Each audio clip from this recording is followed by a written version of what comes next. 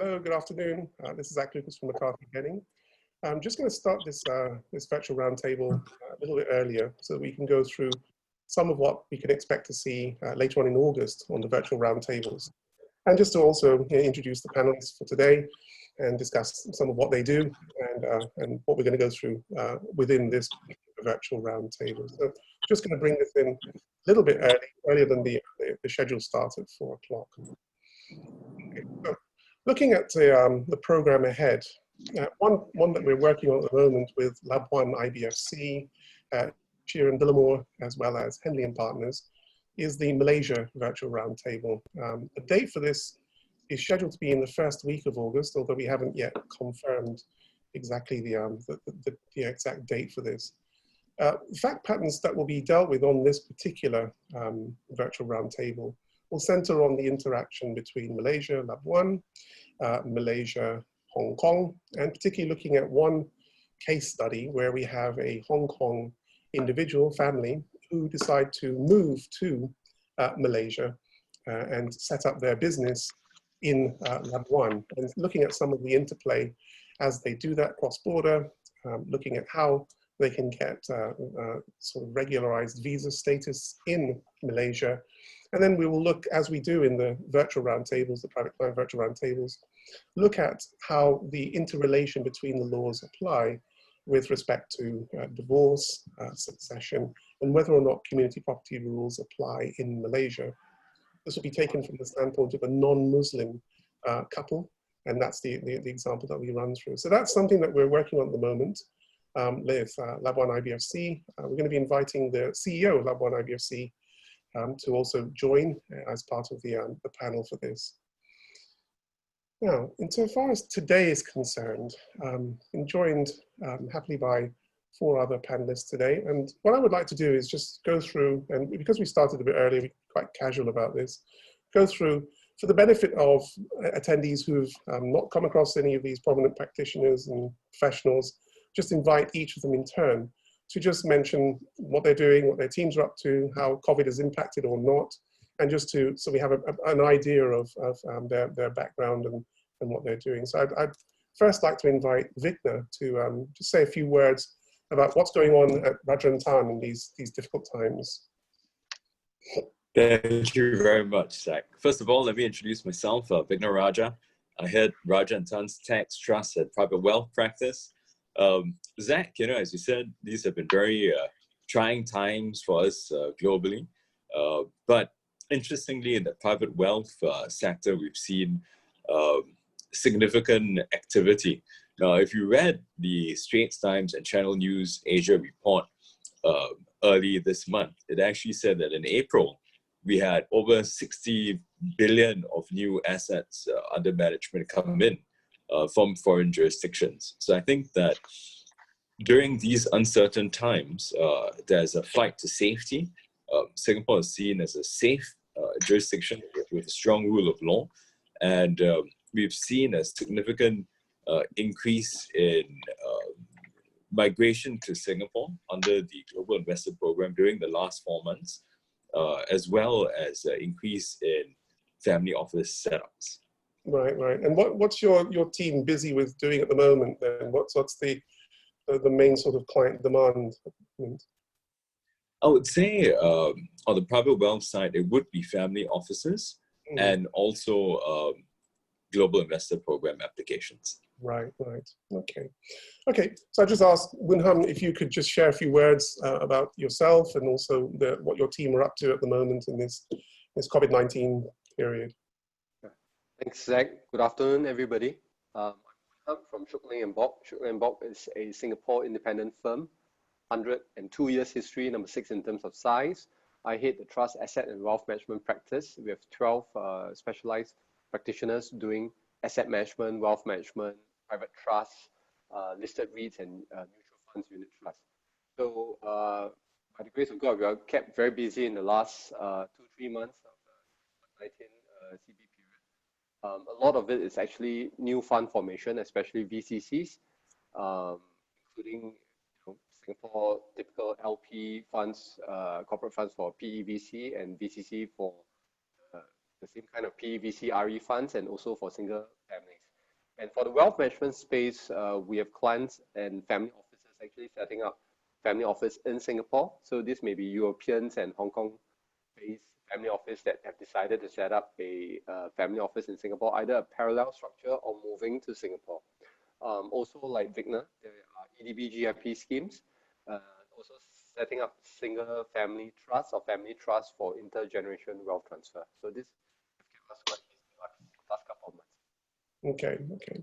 And Lin Chuan, could you just share a few words on what you're up to at the moment in your team?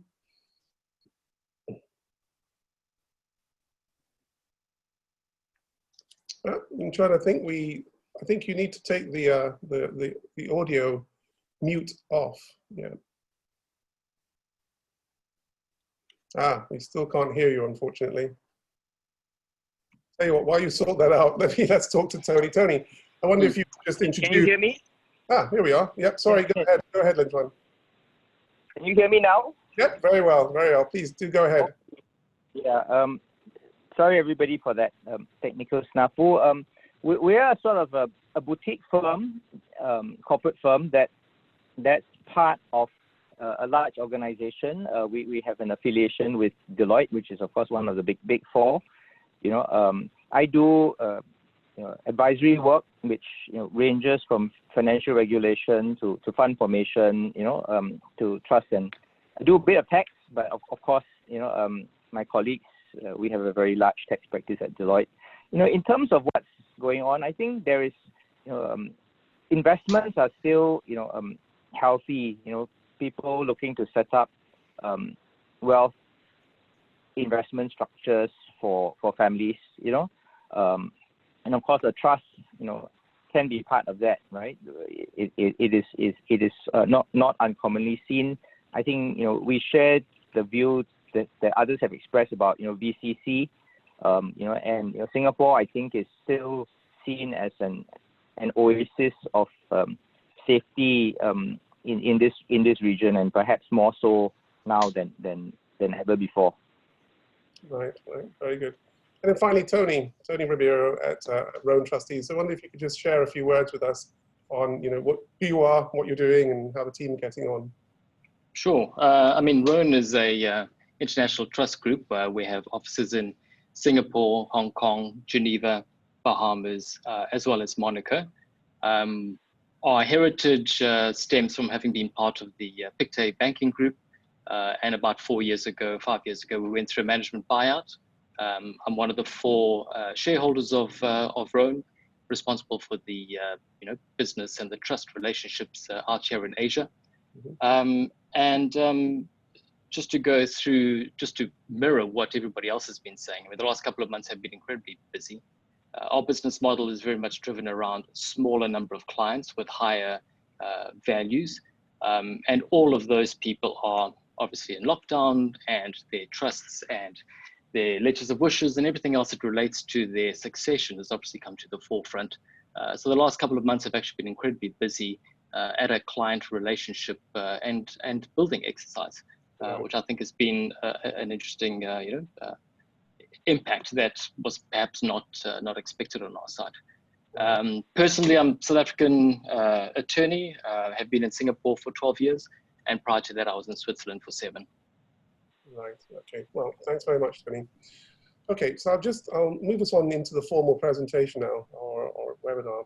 Before we get going, just a couple of words of sort of housekeeping. The first thing is, what we're about to go through is fairly technical, and the views that are being expressed are sincerely held by the practitioners, but as always, this is not legal advice, because these are fictitious sort of case scenarios, and these are general views being made sort of within the context of the webinar. So I would advise, please don't take away what we say on this as applicable to a particular scenario. If you do have a particular scenario, then we're all the practitioners, we're all there, and you can always take it offline moving forward. Now, in terms of questions, I'm very happy for us to take questions, but we will, if you do it on the Q&A section on Zoom, or you do it on the chat, whichever, we'll find them. We'll do this at the end, though. We won't take questions as we run through the actual webinar itself. Okay, so with that said, I'll start to just give us the agenda, and then we'll start to get into the meat of the program. So On the first part, I'll introduce just basically the context of all of this, and that's really looking at COVID-19, the impact of COVID-19 with respect to trust investments, and what will trigger on that is the potential for fiduciary liability. And I use the word fiduciary, not trustee, because it's potentially a broader issue that we'll encounter. Now, within that, we'll look at a number of case studies. The first case study will look at the baseline trustee obligations, the duty of care, and it will look at trustee exclusion clauses across both trustees, and then looking at the settlor stroke protector liability, all within the context of investment losses, and using the Singapore Trust as the base example. Now, case study 2 will then take us on to look at trust structures that have underlying companies and have included what's called the Bartlett clause. And we'll look at the Jong Hong Lee case. That is the case in Hong Kong that was decided late last year. And we'll look at the compatibility of a Bartlett provision with respect to modern AML provisions as they apply to trust company service providers.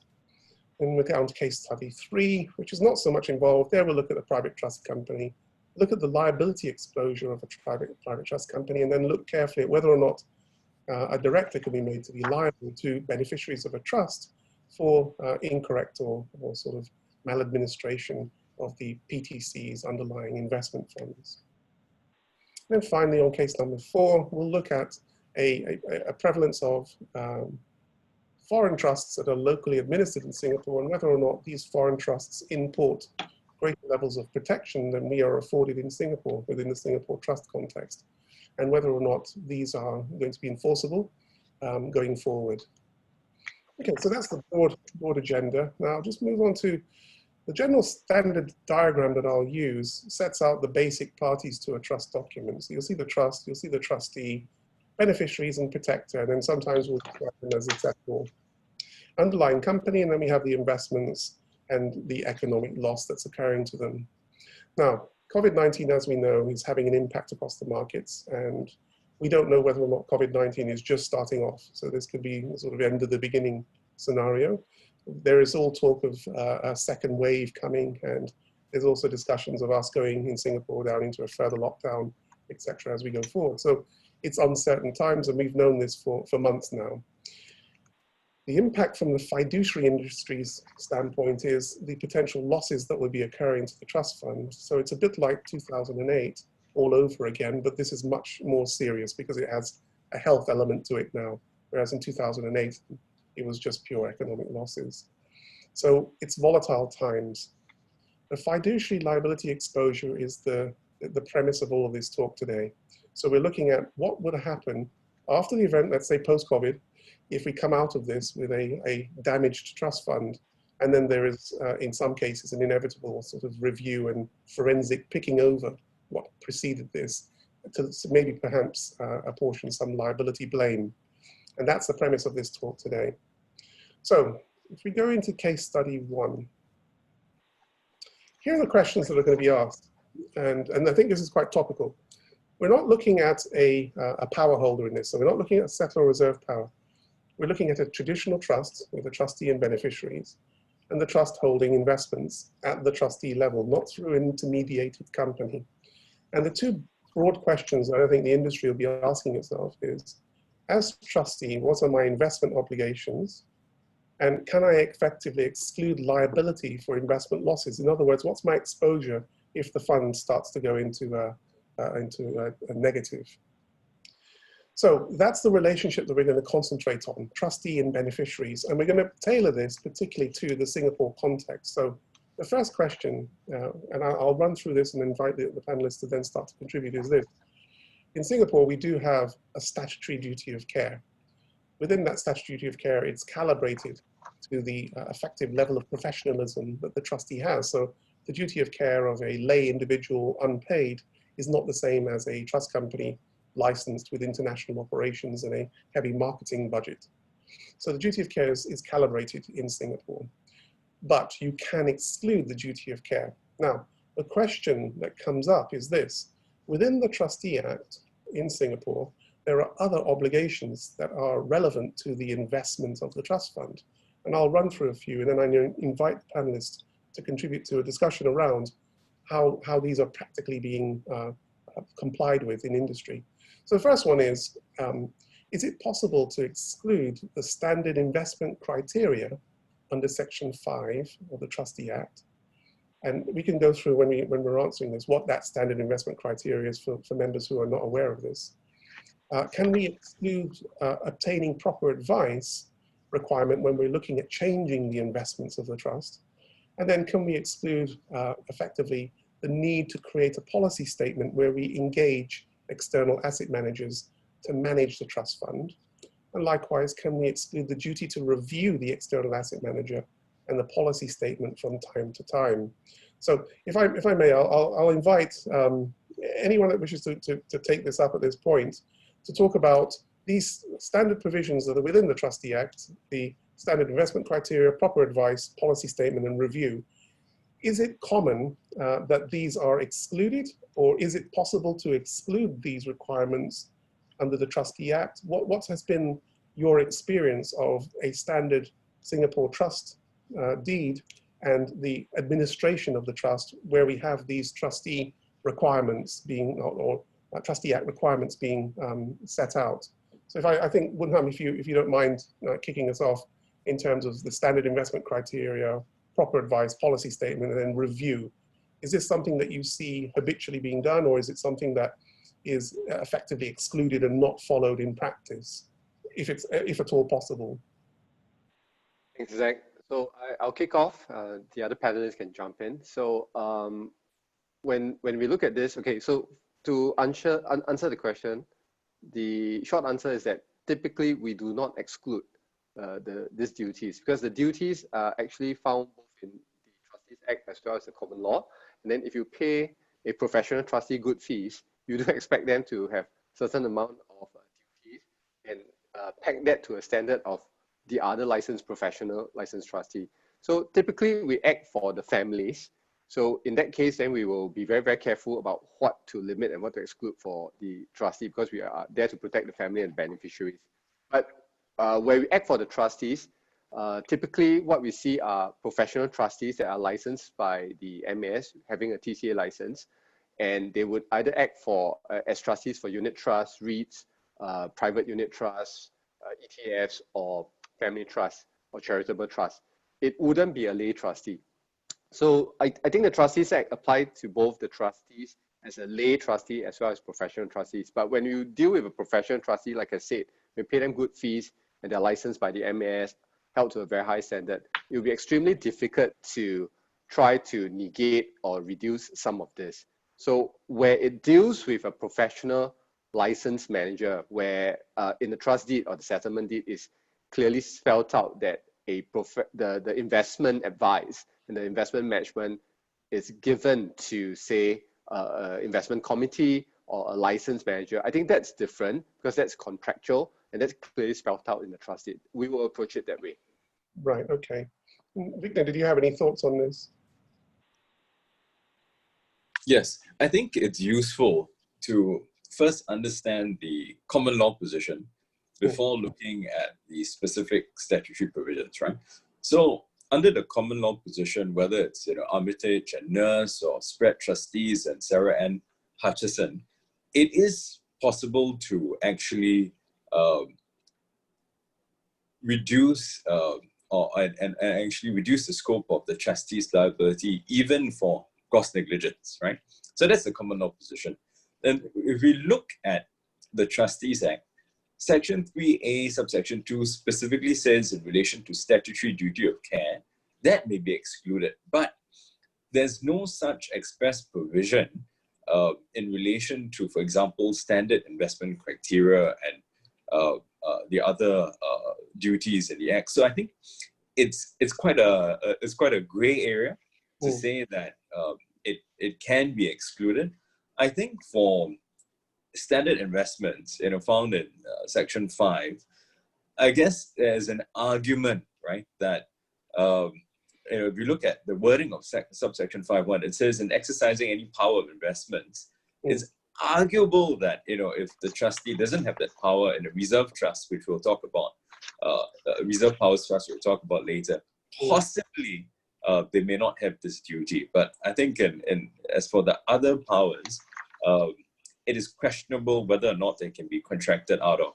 And in any event, case law makes it very clear that your core duties of carrying out the trust honestly and in good faith, you can't exclude liability for those. Right. Okay. Linda Tran, did you have any views on the ability to contract out of this or otherwise, particularly with regards to policy statements and reviewing policy statements and external asset managers from time to time? Sure. I think firstly, I think people have said that there are no express exclusion provisions in respect of any of these things in our trustee legislation. Secondly, I agree with Vigna that in respect of the standard investment criteria, it deals with the case where the trustee is exercising his power of investment. So if it's not with him, it may not apply. But our case one assumes that the trustee is so exercising. The one point I would make is with respect to the policy statements and so on, all these provisions found in Part 4A of the Trustees Act. And the question is whether these are, although not directly stated as such, these are in fact default powers, right? So our provisions are very closely modeled on the Trustee Investment Act 2000 in England, and safe to say it was borrowed from that. So the question is really whether some of these provisions were intended to add what was not in the law as a default, but people did it in the trust instruments. So there is an argument, and I think it's a good argument that Part 4A is a default power, and if I had to be asked, I would say on balance, I think that's the right answer.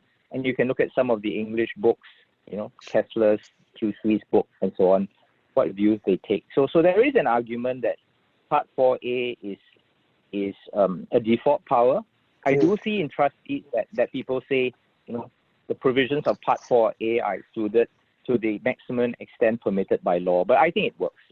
The standard investment criteria, I'm less certain. It may well apply. There are some things that you can probably shape by your trust instruments. So one of the standard investment criteria is to have diversification to the extent suitable for the circumstances of the trust, and I might put in some declaratory language to that. And similarly for proper advice, I might say, the trustee does not have to and is not intended, and that may help the trustee make a determination on reasonableness. So I'm not sure that standard investment criteria can be excluded, but on balance, arguably the Part 4A can, but it's a nice question.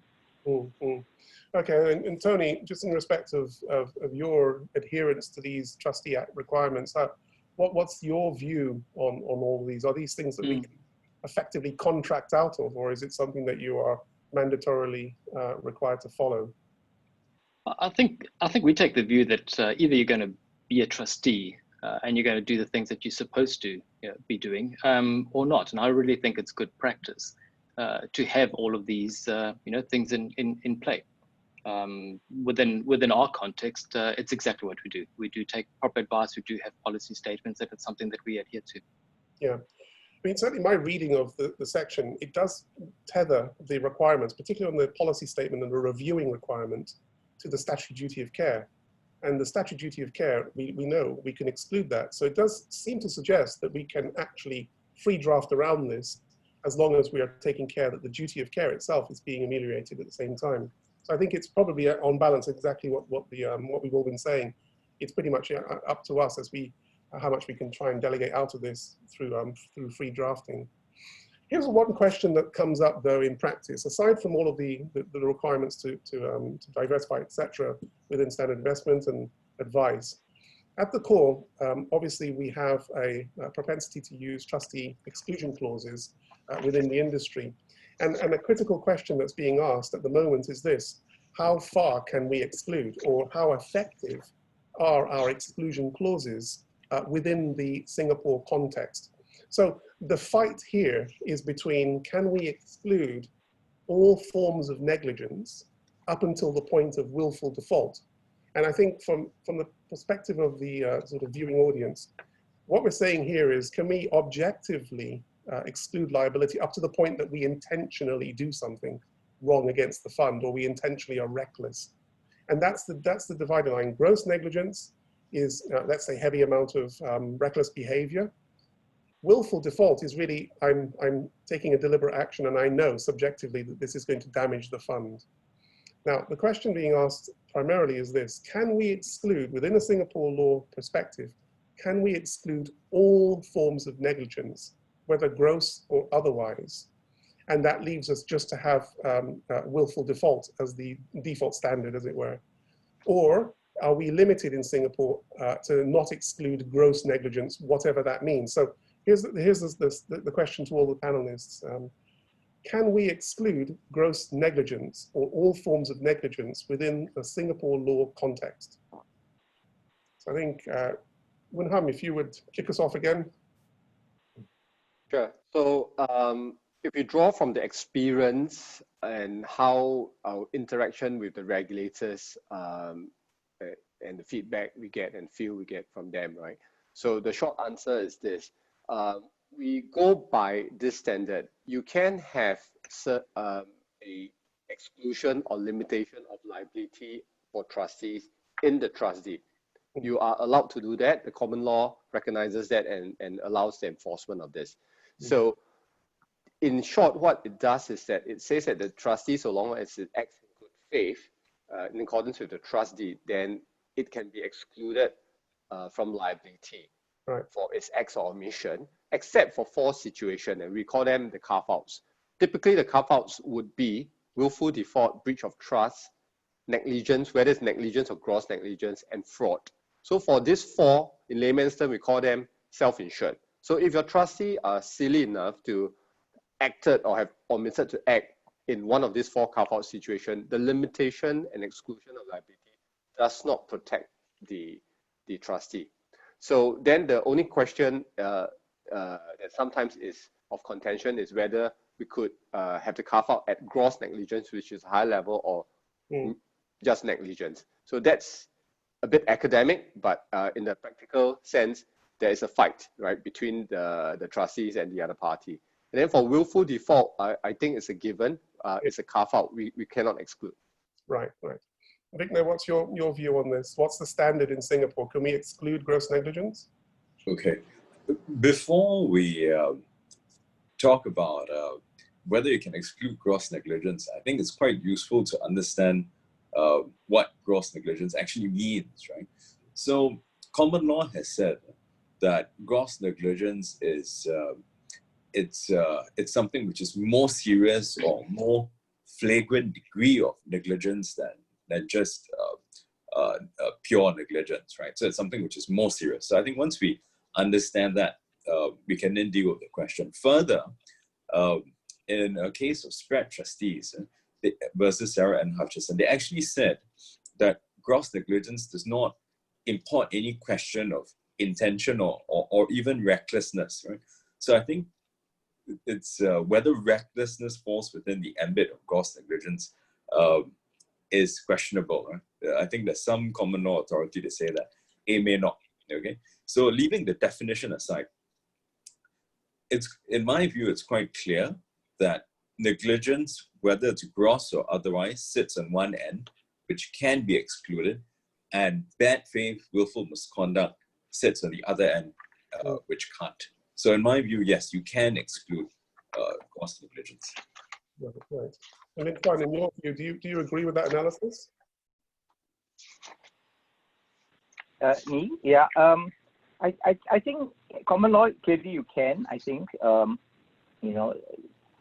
negligence, whether gross or not, can be excluded. I think it's helpful if you're actually going to try and, exclude, certain things. Is particularly useful to define gross negligence, because there can be debate about what exactly it means. So, it's useful to have a definition clause. I think Woon Ham talked about, trust deeds. Perhaps I think more in the public space than sort of private, where you exclude breach of trust, you exclude negligence, you exclude fraud. And I think from my perspective, one of the points to note about that is if you sort of carve out breach of trust from your exclusion clause, then you've carved out arguably almost everything from the trust deed, because breach of trust can cover potentially a fairly wide range of situations. So, in the private context, I would probably encourage caution, before using such language. Mm-hmm. And Tony, from your side, what do you habitually do? Do you exclude all forms of negligence and then just stay behind that willful default or fraud? Or do you import a form of negligence limitation on your exclusion clauses? No, I mean, our exclusion clauses in terms of protection basically does exclude things. It doesn't exclude willful default, obviously, or fraud, or any of those. It also doesn't exclude gross negligence. I mean, our view is that we are professional trustees. We get paid for what we do. If we had tried to do that in terms of our client base, I'm not too sure that that would necessarily be a commercially sound thing, and I'm not too sure it would actually stand up. So our trustees actually, do not. But at the same time, what we do is we actually define or give gross negligence a definition, just to create some sort of substance or starting point, should that ever be an issue. Right. But I think from a Singapore standpoint, Singapore will follow the UK side of this. And in the UK, we have this Armitage and Nurse decision, which there we had a very prominent judge grapple with this issue. And the end result was, as a matter of UK law, common law, effectively, you can exclude all forms of negligence, but obviously you can't exclude activity that's willful. So that's, if we say that that's the starting point, then we look at Common Law Garden Singapore Trustee, it can do it. And the likelihood is that Singapore court would follow the UK common law position on this. Not every jurisdiction has been the same on this, though. There's Canadian authority, there's Scottish authority that they won't allow gross negligence to be excluded. Now, the question that I think is useful for the attendees is this. If you have a Singapore trust and you have a clause within it that effectively excludes liability up until gross negligence, the question is this: from a Singapore standpoint, what is gross negligence? And I think there may be some instability in the case law. And I think, Victor, you kindly sort of elucidated some of that. One way of looking at it would be that gross negligence in the context of a licensed trust company is nothing more than professional negligence. So it would be effectively an objective standard, and not importing all of these sort of emotive terms such as recklessness or willful behavior. Yeah, I say that because it's quite an important consideration, because I think many of the Singapore trusts may carry this gross negligence limitation, as it does with Tony at Rome. And people will be asking the question, what does gross actually mean in this context? Victor, on your side, having said that, looking at it from a context of a paid trustee, would you say that there is a scope for a Singapore court to equate gross negligence to effectively professional negligence and look at the objective standard of what would a professional trustee do in that situation with regards to investments, rather than looking at the reckless behavior or looking at the intention aspects? I think it's actually a point which is, it comes down to the contractual intention for this, right? Because from a policy perspective, there's no indication that the Singapore courts would strike down a contractual agreement to limit a trustee from gross negligence, right? So we've no indication of that. So it then comes down to contractual interpretation. But this is something to think about, right? If you define gross negligence in your trust deed, but if that deviates from the common law definition of what gross negligence is, and it's drafted so widely to perhaps swing to the other side of potentially along the lines of willful misconduct, I think that there is scope for the court to go behind the contractual definition of gross negligence to see whether or not it actually strays into an area which can't be excluded. Right. Okay, so I think for the attendees that are professional trustees, the question is, where are you at in terms of your exclusions? And if you have this gross negligence term in there, there is some level of instability on the scope of that potentially. So this informs you that this is an area in common law that is not solid in stone in terms of the interpretation. I think one final point on this is with regards, we have this phenomena of having a duty to inform, and I think STEP have done this in the UK, where you include an exclusion clause, and I think the new New Zealand Trust Act takes this much further, that where you have an exclusion clause within the deed, that you ought to bring this to the attention of the settlor and setting up the trust. And the question I'd ask the panelists is, from a Singapore standpoint, do we actually need to tell the settlor we are excluding up all negligence, or we're excluding up until gross negligence? Or what is the position here if we don't do that? Should we be saying to settlors, this particular clause you need to be very careful of, and we need you to be proof that you're cognizant of the sort of limitations on our liabilities. So I don't put this up to Lin Chuan, if you could kick off on this one, on the duty to inform the settlor. Does that exist under Singapore law? I don't think there's a hard duty, but as a matter of sound practice, and as part of explaining the trust deed, I think this is certainly one of the clauses that would be very high up on the list of things to draw the parties' attention to. Right. And does everyone else agree with that analysis? That as a matter of Singapore law, we don't have a duty to do this, but it's good practice. It's good to do it. I would agree with Len Chuan's position. And I think in practice, some trustees may not actually be highlighting that clause. Yeah? And if there's ever a dispute that goes to the courts and there's an issue of sort of reasonableness and relying on the exclusion clause, from an evidentiary perspective, it can be proven that right at the onset it was highlighted. I think that would be very useful. Right, right. Will have any comments on this?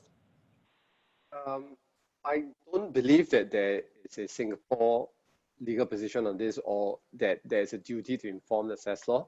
When we act for the trustees, the professional trustees, we do advise them to highlight this out of good practice. If we act for the family, we will zero in on this, like Lian Chuan said, it's actually quite high on the list. Right. So limitation of liability, exclusion, duties of express duties and implied duties of the trustees. These are actually, like the top 3, top 5. Right, right. And Tony, on your side, what's the standard practice at Roan when it comes to these exclusion clauses? I mean, we don't formally highlight them. We don't make a settlor sign off on on having been made aware of that. I am conscious of the fact that some trust companies do that. We do have a summary of the clauses. It's a 2-3 page, little summary that just highlights it. But from a client acceptance perspective, we always have to satisfy ourselves that the clients have actually been adequately advised before we actually take over as the trustee. And so therefore, from that perspective, there'll always be a legal advisor on the side of the client or the settlor who's actually should be, highlighting that. Right. But I do agree that it is something that would be good practice. Yeah, okay. So I think the key takeaway is for these sign-off provisions, if you're a professional trustee and you haven't been doing this habitually, then it ought not to prejudice your clause. In other jurisdictions, it will have prejudiced your clause. But in Singapore, that's not the case as the law currently stands. I think that's the consensus. Okay. We'll look at the scenario now where we introduce the settlor into the mix, because obviously the preponderance of Singapore trusts will be reserve powers. And so we will have another fiduciary or otherwise sitting alongside the trustee. So we'll have a power holder that's not a trustee sitting alongside on the trust. And in this case, we'll assume that this is the settlor. So here's the headline questions that will be likely being asked is this: as a settlor with reserved investment powers, what are my obligations? What should I be doing? If we are going through COVID-19 and there are wide sort of fluctuations in investment returns, what should I be doing to manage this situation, given that I have the investment powers? The second aspect is, what is my liability for investment losses if for some reason I maladminister the exercise of these powers and cause even worse loss to the trust fund than was otherwise going to be the case? So these are topical issues because we have a majority of trusts, I suspect, in Singapore where we do have reserve powers that are either vested with settlors or have moved on and are with protectors or protector committees. So the question is quite relevant. So looking at the relationship between the beneficiaries and a power holder, in this case, a reserve, settlor reserve power. The position under the Singapore Trustee Act, as we all know, is Section 95, which is declaratory, that basically sets out that having a reserved investment power does not effectively invalidate the trust. So you can't effectively claim that a Singapore trust is a sham by basis of the settlor has reserved an investment power or administrative powers. The critical question for us, though, is what is the nature of the power that's been retained by the settlor? This is critical because it then informs what obligations the settlor should be discharging, and then on the back end of that, what liability exposure the settlor could be potentially being suffered. So the Singapore Trustee Act doesn't set out the quality of a reserved power. It says that you can't invalidate a Singapore trust just by virtue of having a reserved power, but it doesn't go on to then spell out what the nature of that power is.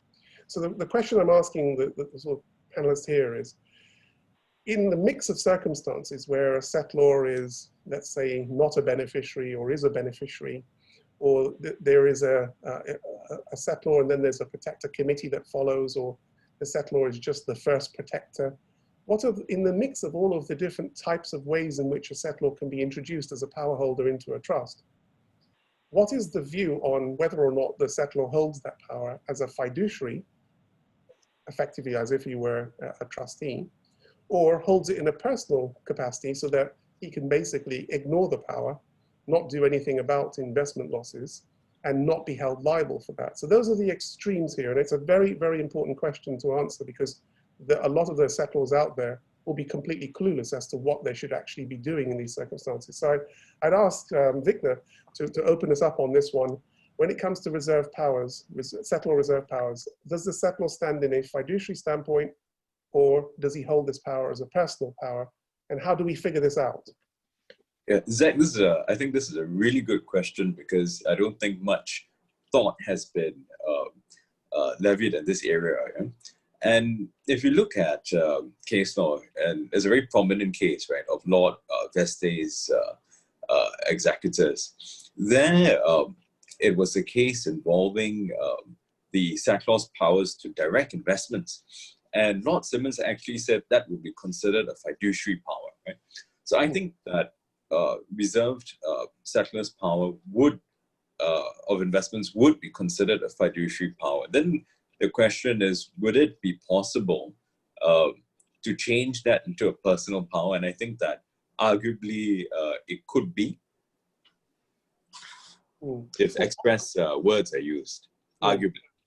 I mean, do you see, in terms of, and I'm open to start to all of us at this point, do you see a difference between a settlor who's also a beneficiary or holds a power of revocation, as against a settlor who's excluded from the benefiting under the trust and is succeeded by a protector committee? So you actually have a semi-office holder rather than an individualized named individual. Do you see a difference in the potential interpretation of what's the quality of that power from a Singapore court standpoint? I just asked Victor, just on the back of your answer on that. Sure, happy to. Now, I think the nature of the power should not change regardless of whether it's a settlor exercising the power or if it's a protector committee. And in my view, it does not change whether the settlor is the main primary beneficiary or it's a mix of beneficiaries, right? I think the default position is that one is a fiduciary power, and that power has to be exercised in the best interest of all beneficiaries. I think if the settlor is perhaps the sole beneficiary during his lifetime, then in terms of proving a breach, that would be very difficult. But I don't think the nature of the power would change. Okay. Tran, what's your view on this whole issue of fiduciary or personal when it comes to a settlor reserve power trust? Yeah. I agree with Vigna. I think as a default rule, investment powers, are by nature likely to be regarded as, fiduciary, right? And as opposed to, for example, a power to add or remove a beneficiary, which the settlor may reserve to serve his own ends, So I start from that same viewpoint. One of the questions I think is when you decide whether to deal with it by putting in a clause to make it personal, for example, you can do that, or you can say, that the settlor is not liable so long as he has acted in a good faith, right? So you set a low standard of care, because in this case it's not a professional trustee. The settlor may have his own investment ideas. So you could make it personal. You can say you can invest as you like. We purport to impose no standard. There may still be some room if you did something, not an investment at all, that it's outside the power, it's a fraud on the power, but you could do that. Or you could simply say that his duty is simply that of good faith. So, no negligence or gross negligence standard would apply to the settlor. So those are some options available. Wenham, what say you on this point? I agree with much of what Lian Chuan and Vigna said, but just to clarify or supplement, I think the investment powers in and of itself doesn't make the person making the investment decision a fiduciary. So for example, if there is a licensed fund manager and you appoint them to take care of the investment, I think that in itself doesn't automatically make the fund manager, especially a licensed fund manager, a fiduciary. So Sure. in this case, if it's a settlor, whether the settlor has the reserve powers or is succeeded by a protected committee, I agree with Vigna that nature doesn't change. The change of the label or the persona doesn't change the nature of the power. Right. But practically, I think there is a difference. So if it's a settlor and he's the sole beneficiary, I think in the earlier discussion, we said, you're not going to sue yourself. It's schizophrenic, right? So in most of the cases where we've handled in recent years where the settlor has reserved powers, the settlor typically would be the patriarch or the matriarch and one of the beneficiaries. So again, so long as the patriarch and matriarch is alive, practically, I think the spouses and the children are not going to come out with a rebellion and start suing the matriarch or patriarch. So I think it's a theoretical issue while the settlor is still in power. And then, Tony, from your perspective, from a trustee's perspective, the view that you take on settlor reserve powers is, are they automatically fiduciary, or do you come from a different standpoint on this? I mean, generally speaking, a settlor is hardly ever just the only beneficiary. There'll always be other people. And as reserving investment powers, there's always an element of self-interest there. So we actually make those powers personal in the trustees. I mean, I think our view is that if they were fiduciary, that might actually even increase the trustee's responsibility to monitor another fiduciary within the structure. Right. Okay, so if that being the case, the supplemental questions on this would be this: the liability exposure for a settlor, who we say is a fiduciary, they would import all of the duty of care, all of the issues that we've seen insofar as a fiduciary office holder is concerned. Ordinarily, we don't see liability clauses being used to protect settlor reserve or settlors that have reserve powers. I've not seen it as a systemized approach, that level of sophistication being brought to bear on the settlor's role in the trust. If it is the case that we have a fiduciary office by virtue of the settlor, then it must be, even with more force, that a paid professional protector would be definitely a fiduciary, particularly if the office were to be effectively perpetual insofar as the trust period was concerned. So the question I would ask is, if that being the case, if we have got, and for the benefit of the attendees who are professional trustees, if we have got a stock of trusts where the settlor is a reserve power holder, and we take the view that in these circumstances, they may well be in a fiduciary office, the question is, where are they getting any advice? What is being done to help them to understand what they need to do during this environment. And crucially, is it possible now for us to introduce an exclusion clause into the trust on their liability? I mean, that will undoubtedly come up as a question. Can we vary the trust to introduce a exclusion of liability if after the event we take the view that they actually are in a fiduciary position? So I'd ask Vitna to kick off on this one. Zach, Yeah. you know, it's very difficult because if when you want to exercise power variation, you know, it really comes down to whether or not the variation is considered administrative or dispositive in nature.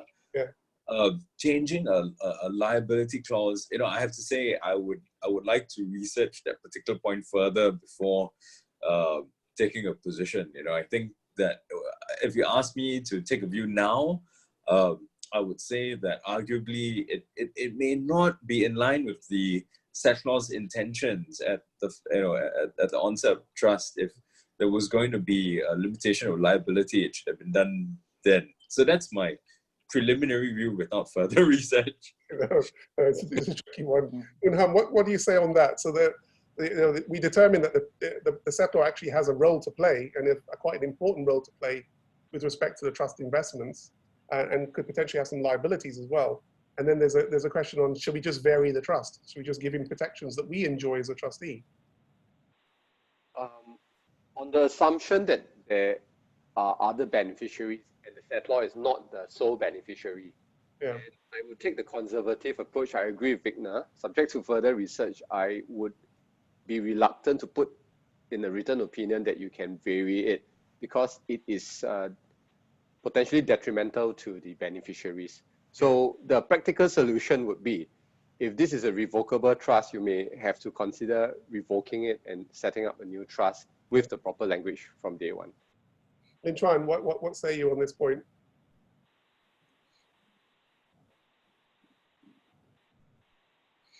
Lin Chuan, can you hear us? Yeah. I mean, I think there's certainly a concern with, you know, all variation powers that they have to be exercised in the interest of the beneficiary, right? And for proper purpose and so on. So, you know, if you added a limitation of liability, you have to explain why, you know. But perhaps, you know, if I could go back to what I said a little earlier about, you know, whether it is a question of defining the standard of, you know, the standard of care. You know, so if you sort of said, you know, I shall act in good faith, and it could be argued that, you know, the trustee decides that that's actually, you know, helpful to the, you know, to the settlor, you know, in not making him over conservative, because, you know, one of the issues with investments, you can take too much risk, but you can also take too little risk. So, you know, maybe he says, you know, if you set the liability correctly, then, you know, the correct balance of risk induces the behaviors that we want, right? And that's the justification for limitation clauses in general. So you would have to be careful, but one way of thinking about it might be what I suggested. Okay. I think the other question that will come up then is, given that if we analyze the settlor as having a position of standing in a fiduciary position, is the relationship between the settlor and the trustees. And so a question here would be trustee supervision of settlor reserve powers. Is a trustee exonerated when complying with a settlor investment direction? And looking at some of what Hong Kong has done with respect to this. So the first question I would ask us is, the interrelation between the trustee and the settlor, should the trustee be actually looking over its shoulder and making sure that the settlor is exercising his investment powers in a proper fashion? Or is it the case that the trustee can take an investment direction and just leave it at that? And I just supplement that with this. This is a copy of the provisions in the Hong Kong Amended Trustee Act. And I've underlined the aspect where Hong Kong has said, if a power or function referred to in 1 has been reserved by the settlor, a trustee who acts in accordance with the exercise of the power or function is not in breach of trust, right? So that's effectively the Hong Kong position. The question for us here in Singapore is we don't have that provision. We don't have an express provision in the same way under our Trustee Act. So the question is it that the trustee should be supervising the settlors' exercise of their powers, or is it that the trustee should be stand off and say, well, you're just a fiduciary, the beneficiaries can sue you directly if you get this wrong, and I'm not involved? What's the position that we take on this? Should the trustee supervise or not? And I think, Lin Chuan, if I could ask you to lead us off on this. I think it depends. It's ultimately a question of construction, right? Of the trust deed and how the respective roles are divided between the investment advisor and the general trustee, right? Because this is a division of the administration of a trust. So where the line is drawn depends on the instrument. If you drafted your trust deed properly, you would make some express provision in it. Hong Kong has done it by statute, but if you haven't, then this is actually just something you would have to deal with. Assuming, for argument's sake, that you haven't, then it's still a question of construction, but it then perhaps becomes arguable that the trustee has the general duty of oversight, and he might have to, but much will turn on the wording. So difficult to draw abstract conclusions. Victor, what do you think about this? I think we have to look at two different cases, right? The first is in relation to reserved investment, settlor investment powers trust, right? I think in that situation, the likelihood that the courts would say there is a high-level supervisory power would be less. Yeah? But if it's not a reserved powers trust, the trustees have power investments, but it may appoint an investment advisor. I think that's when it becomes a bit more gray. But looking at how the Court of Final Appeal in Cheong Hong Lee and DBS ruled that there was no high-level supervisory duty based on the facts, I think that judgment was quite sound. What would also be relevant is on the facts, did the trustee actually exercise any sort of supervisory function? And if they did, then we may have an issue. But the difficulty is generally the way in which trusts are drafted when we have settlor reserves is we don't try to import some of that language that we would expect when we have underlying companies. So it's what do we do in the absence of that sort of express provision not to be responsible for the actions of a fellow fiduciary? If we don't have it there, my sort of general common law view would be that the trustee, the primary obligation is to look out for the beneficiaries. And if they have a sister fiduciary who's misappropriating the funds or in otherwise misallocating the funds, then they're going to be under some level of obligation, unless, of course, they are relieved of it either expressly or by statute. And the problem we have in Singapore is we don't have that. So it's left to us to free draft this problem. And many cases, the trustees won't contain those sorts of provisions. So in the absence of express provisions, and I agree with you, Victor, if there are express provisions, then that does start to draw the parameter. But in the absence of express provisions as to the interrelation between a trustee and the reserve power holder, what should be the default position as a matter of good practice for the trustees? And I'd ask Woon Hum, what is a good practical step here? Because trustees will actually have this problem right now.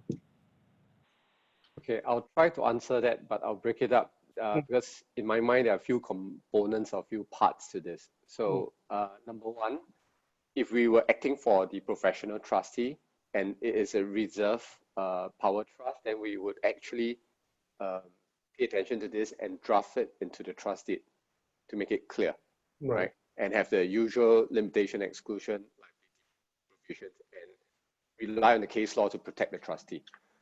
Second, if it's the settlor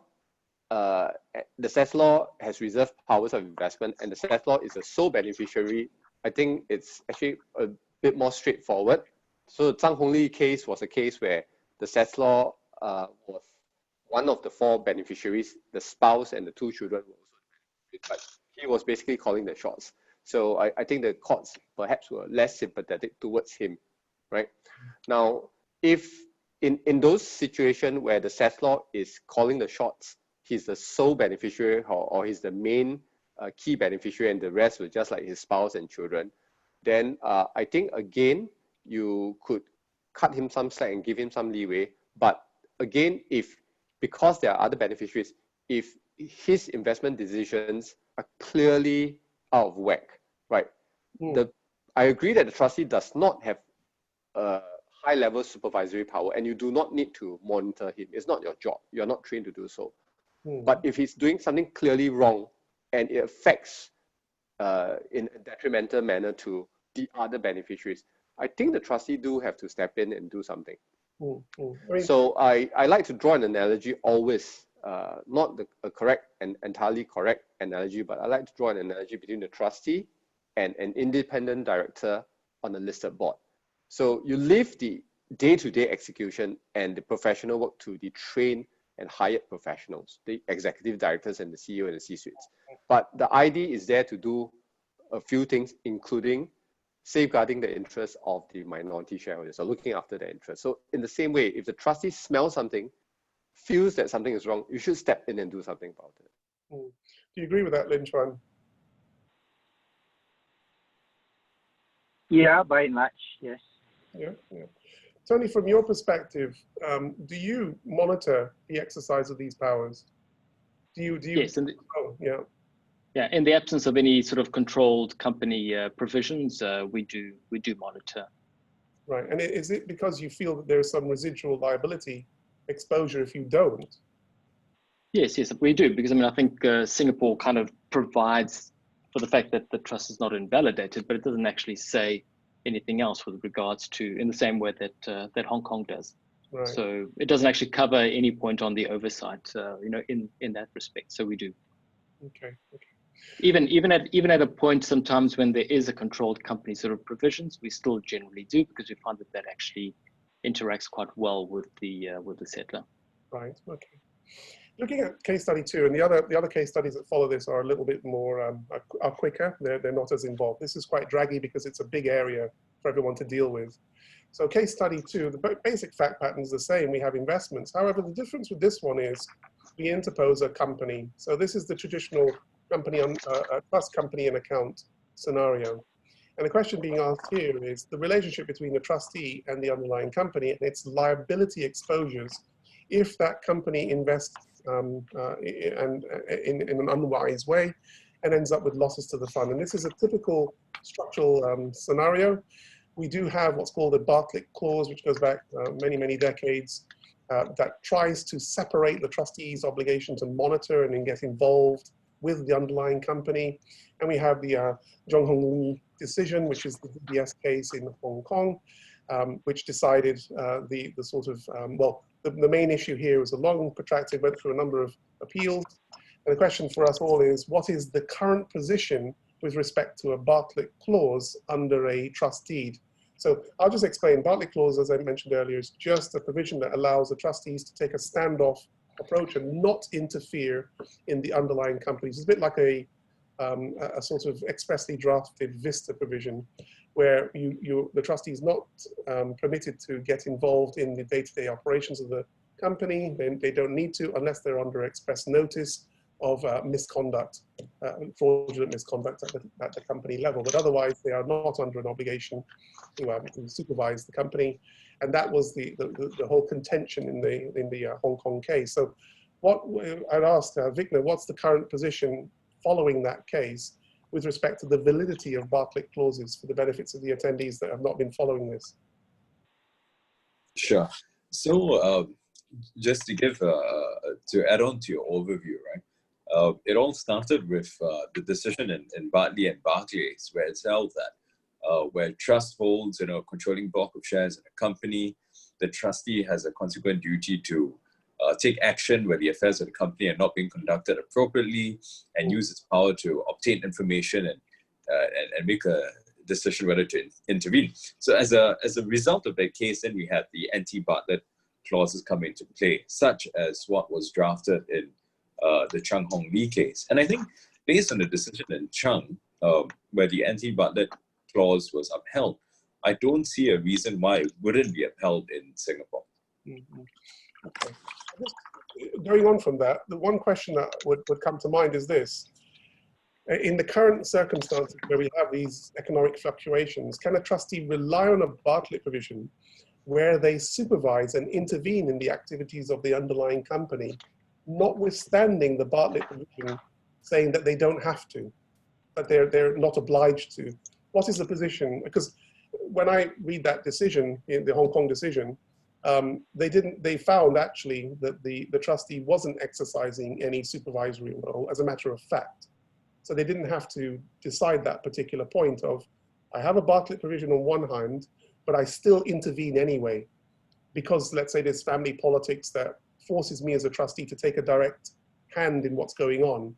What is the position if we have a Singapore trustee that finds itself in a position where it has a Bartlett provision, but it actually ends up crossing the line and starts actively supervising the activities of the underlying company? Does that Singapore trustee then take on obligations, or can it effectively sit behind the Bartlett wall if things go wrong? What's the consensus here? And I'd ask Woon Ham, what do you make of that? Okay, so in such a situation, if we were advising the professional trustee and there is a SPV interposed between the trust and the underlying assets and the family enterprises, this is the clear wishes of the settlor. The trust deed should have been properly drafted with the protection provision that says that the trustee does not need to supervise and does not intervene with the affairs of the SPV and what's beneath, especially if the SPV are staffed by directors who are not from the trustee or the affiliates of the trustee. So that's point number one. So point number two is, if that's the case, my position would be similar to when we talk about the reserve powers for the settlor.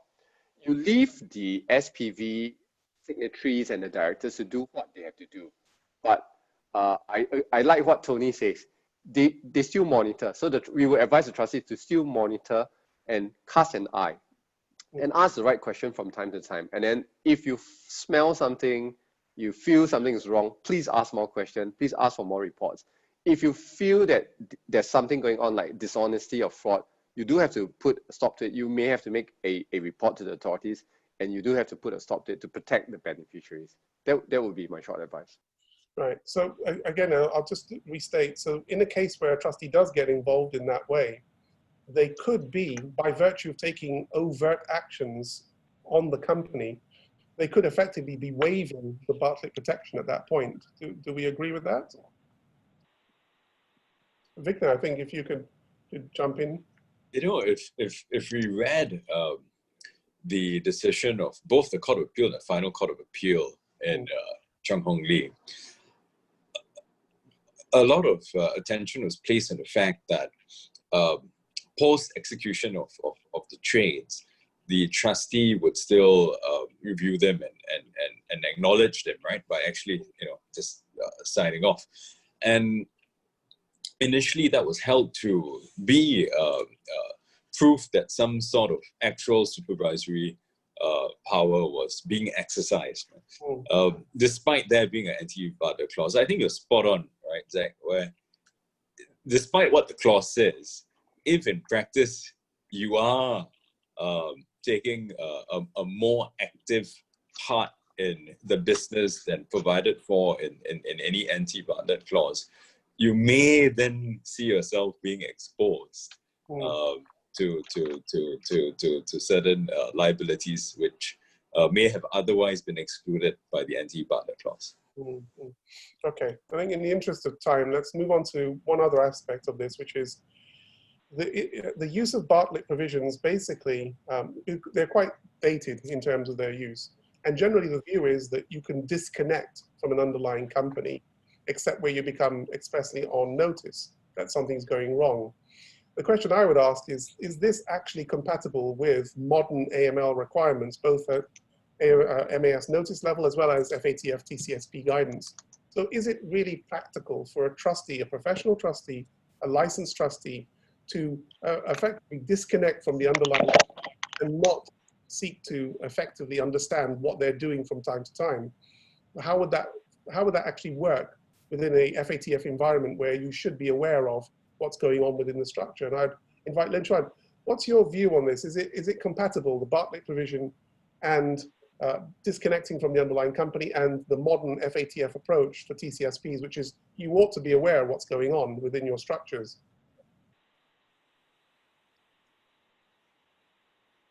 Sorry, I don't think we can hear you, Lin Chuan. Yeah, part of the purpose of these notices is to do, customer due diligence on beneficiaries and ultimate beneficiaries. I think that part's not really relevant to this present discussion. It's the bit, is to sort of monitor your structure and to understand your structure. You understand your business relationship, with your various other stakeholders that might be triggered by this, right? And the purpose of that understanding is limited, and is limited to asking yourself whether or not there are red flags for money laundering. Right? It's not focused on whether it's doing well or poorly as an investment. So there might be some information that comes through financial statements which might otherwise not. But I tend to think it's it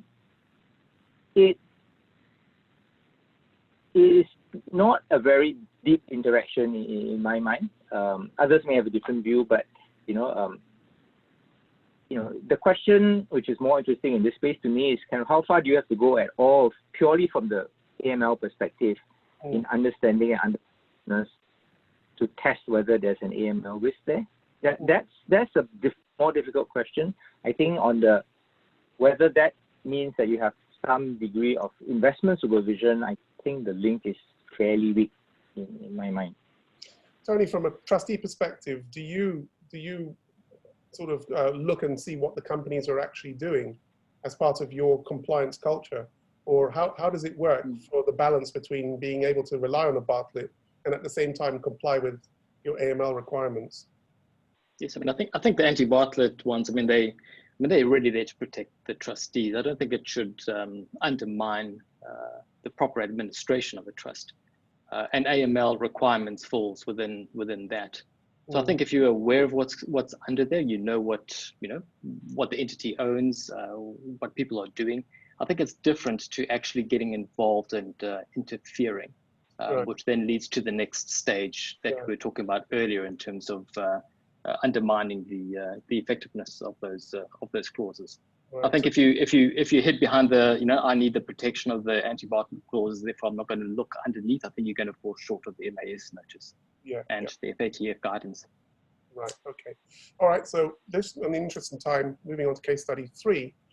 This is just a private trust company scenario. So this is quite obviously very, very popular nowadays.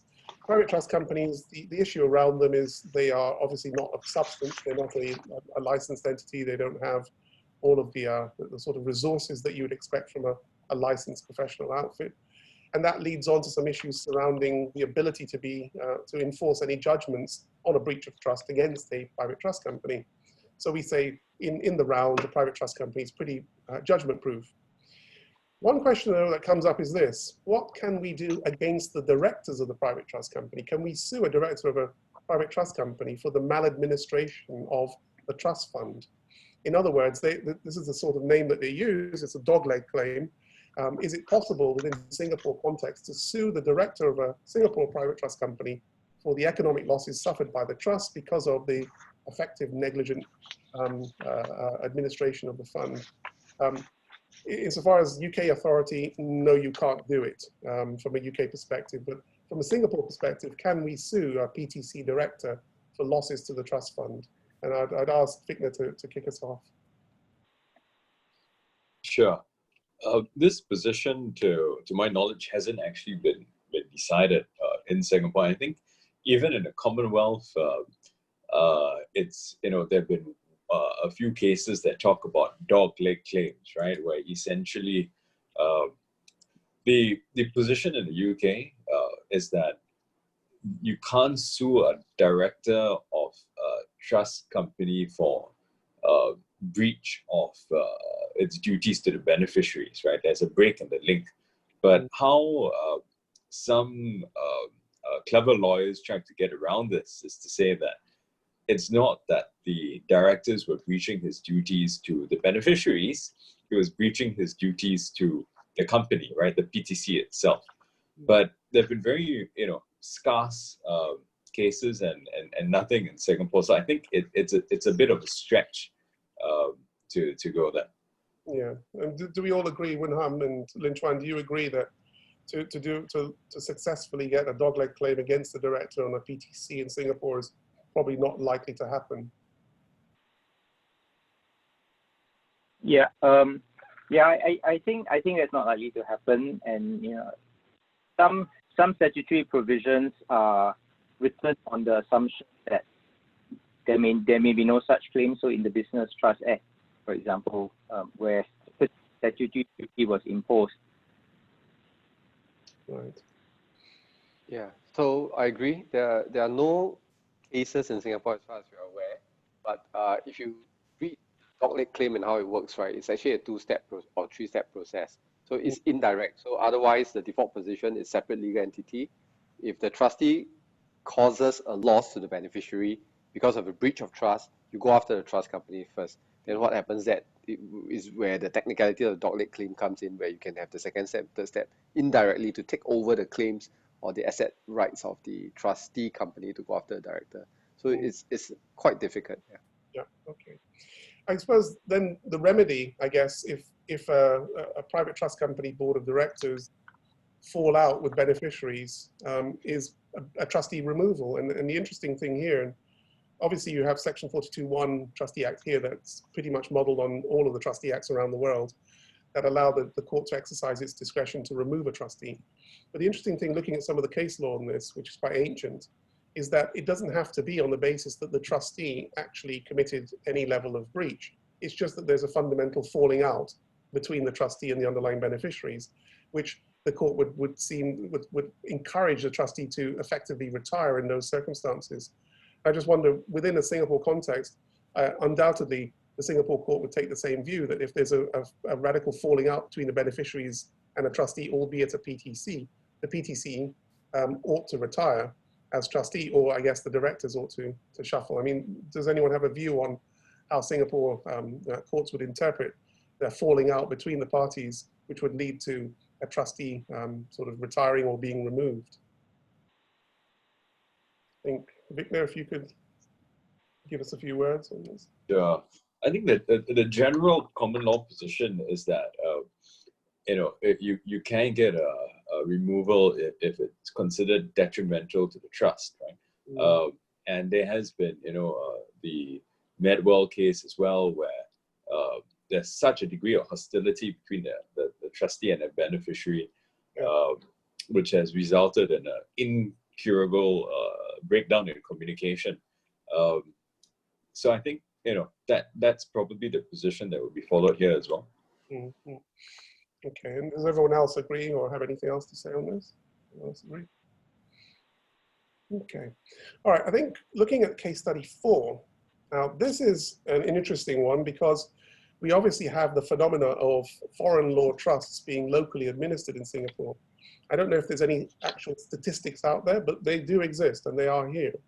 And the question is, will protections contained in a locally administered foreign law trust be enforceable in Singapore, particularly in a context where a Singapore court is exercising its supervisory function over, let's say, the protector or the local trustee, and all of the assets, let's say, are in Singapore, and the beneficiaries are in Singapore, and the only thing that's foreign is the proper law of the trust. And I say that because of the Crociani decision in the Privy Council. Now, this is obviously conjecture, okay, so there's no right answer here. But the question being asked is, could a Singapore court, looking at the facts of the particular trust and looking at the fact that it's the only foreign element of it is the proper law, seek to apply Singapore law to the circumstances of that trust and disregard the terms of the foreign law provisions, particularly, let's say, dealing with liability exposure of a protector or a reserve power holder. So I just wanted to get a feel for what we felt the Singapore's court's approach would be if we do have a scenario where the foreign law provides much more protections than a domestic Singapore trust would provide, and but all of the parties are in Singapore. Would it be possible, on the basis of Kachiani, for the Singapore court to maybe disapply some of those provisions? I'd ask Lin Chuan, what's your view on this one?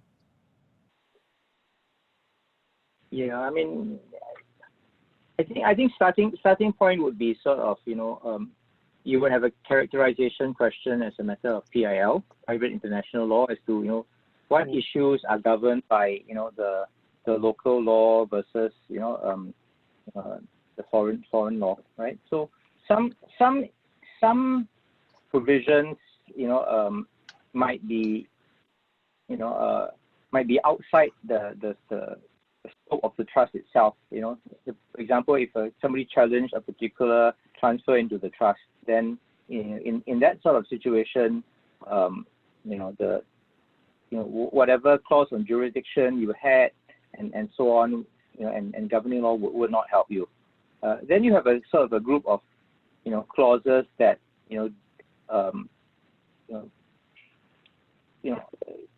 are dealing with largely internal claims, and beneficiary claims are largely internal claims. Then in that cases, I think the proper law would be followed to the extent that Singapore's own general PIL principles would point there.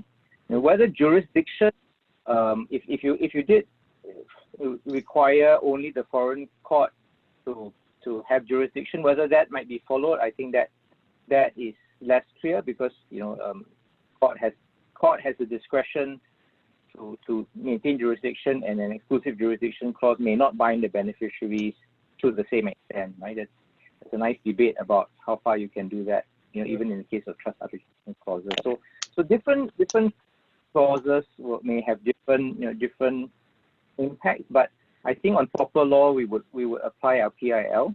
The override to that is quite limited. It's public policy, but that's quite limited. And a simple example of that, not perhaps related to breach, is if you have a clause that is perpetual, right? A trust that is perpetual under foreign law, and you insert that here, would that work?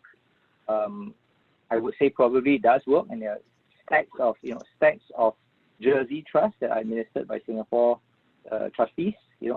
So many things would point to PIL, and there is a possibility of a public policy override, but it's probably not that wide.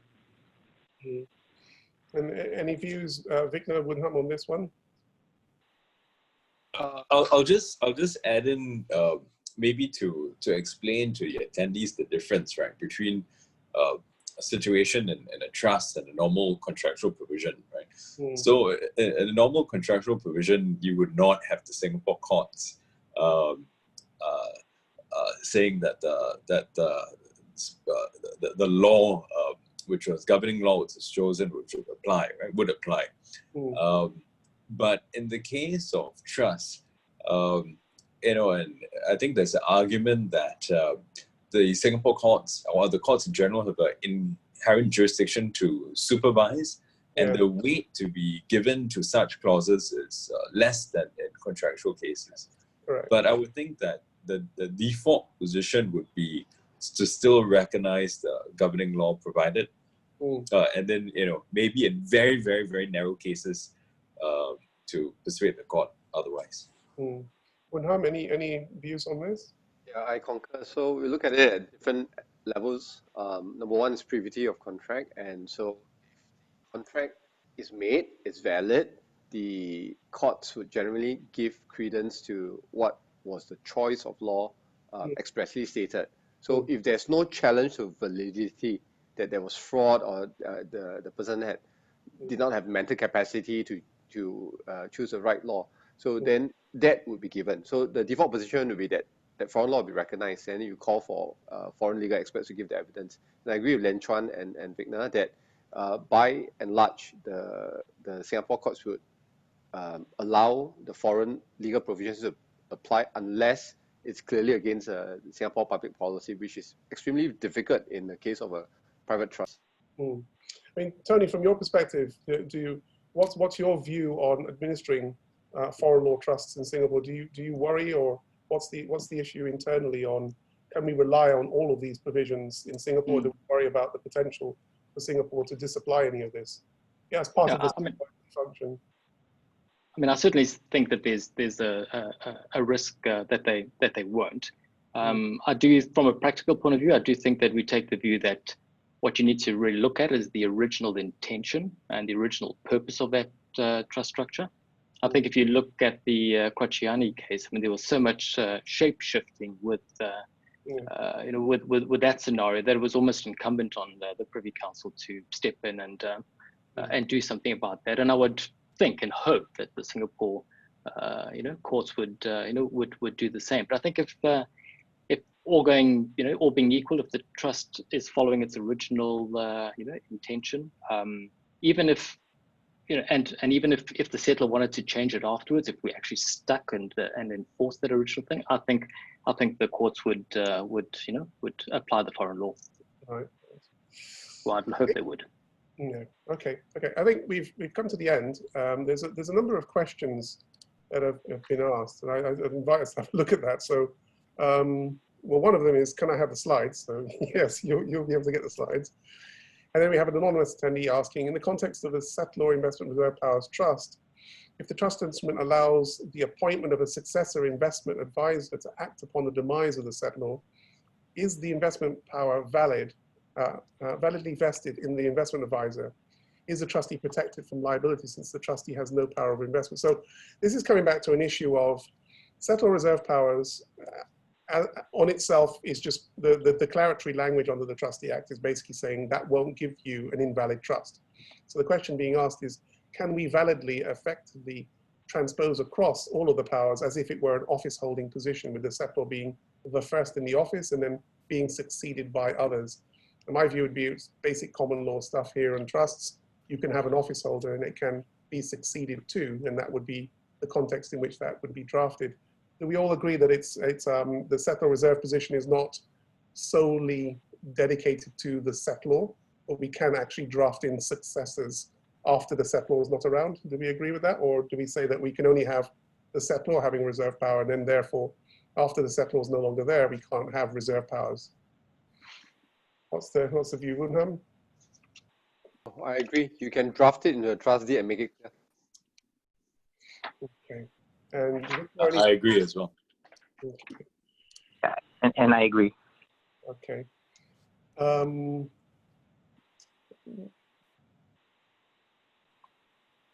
think there's no other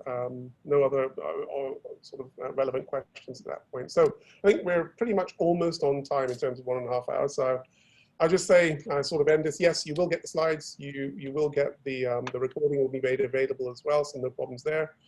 Just the usual admonition that this is not a technical session that you should use in a particularized case. This is obviously just board sharing, but otherwise everything else will be shared with you later on. I'll thank everybody, Tony and Chuan, Woonham, and obviously Vigna. Thank you very much for spending time going through this. I know you guys are extremely busy grappling with the trust industry as it is in COVID-19. But I think we'll call it quits there at the moment. And thank you very much. And thanks to all the attendees, over 100 plus, who sat on this and listened through. Okay, thank you very much. And I think we'll call it quits today. Okay. Thank you. Bye-bye. Thank you, everyone. Thank Thanks you. so much. Thank you. Stay safe. Bye-bye. Antonio, Dantran, panelists. Bye-bye.